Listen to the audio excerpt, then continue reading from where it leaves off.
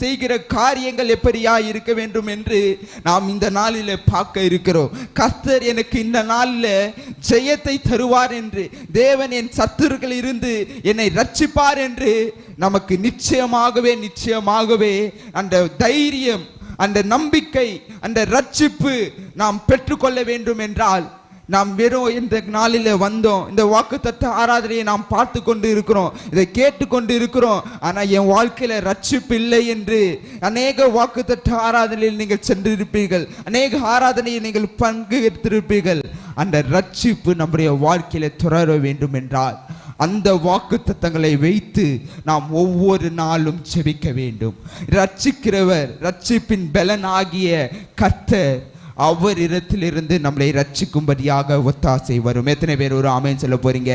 இந்த உலக மனிதர்கள் இடத்துல, இந்த உலக மனிதர்களை நம்பி புரோஜனம் இல்லை. ரட்சிக்கும்